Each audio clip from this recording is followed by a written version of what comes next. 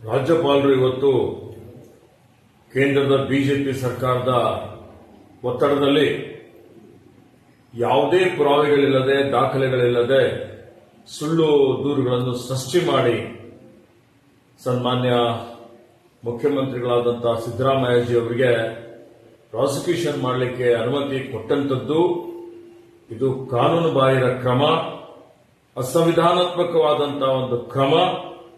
ಇದನ್ನು ತೀವ್ರವಾಗಿ ಖಂಡಿಸುತ್ತೇನೆ.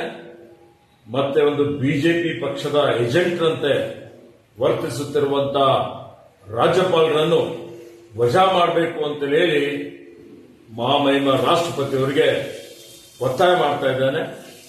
ಮಾನ್ಯ ರಾಜ್ಯಪಾಲರವರು ಸಂವಿಧಾನಿಕ ಹುದ್ದೆಯಲ್ಲಿ ಇಟ್ಟುಕೊಂಡು ಇವತ್ತು ಅದನ್ನು ದುರ್ಬಳಕೆ ಮಾಡಿಕೊಂಡು ಇವತ್ತು ಯಾವುದೋ ಒಂದು ಹಳೆಯ ಪ್ರಕರಣದ ನೆಪದಲ್ಲಿ ಪ್ರಜಾಸತ್ತಾತ್ಮಕವಾಗಿ ಆಯ್ಕೆಯಾದಂತಹ ಸರ್ಕಾರವನ್ನು ಕೆಡವಲಿಕ್ಕೆ, ರಾಜ್ಯದ ಆಡಳಿತ ಇವತ್ತು ಅಸ್ಥಿರ ಮಾಡಲಿಕ್ಕೆ, ಬುಡಮೇಲು ಮಾಡಲಿಕ್ಕೆ ಏನು ಇವತ್ತು ಇವರು ಪ್ರಯತ್ನ ಮಾಡ್ತಾ ಇದ್ದಾರೆ.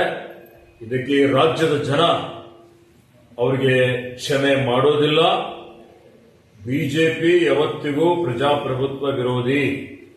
ಹಿಂದೇನೂ ಕರ್ನಾಟಕ ರಾಜ್ಯದಲ್ಲಿ 2 ಸಲ ಹಿಂಬಾಗಿಲಿನಿಂದ ಆಪರೇಷನ್ ಕಮಲ್ ಮಾಡಿ ಸರ್ಕಾರವನ್ನು ಬೀಳಿಸಿದ್ದಾರೆ.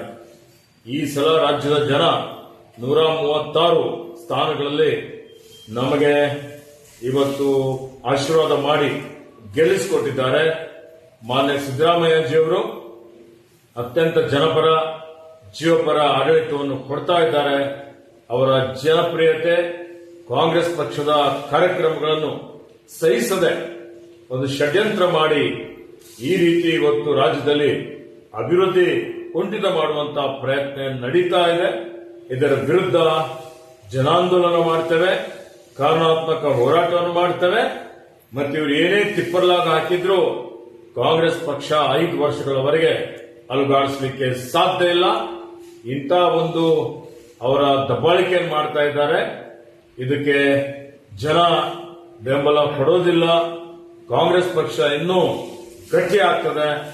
ಸರ್ಕಾರ ಇನ್ನು ಹೆಚ್ಚಿನ ರೀತಿಯಲ್ಲಿ ಬಡವರ ಪರ ಕೆಲಸ ಕಾರ್ಯಗಳನ್ನು ಮಾಡ್ತೇವೆ ಅನ್ನುವಂಥ ಮಾತನ್ನು ಹೇಳಿಕೆ ಬಯಸ್ತೇನೆ.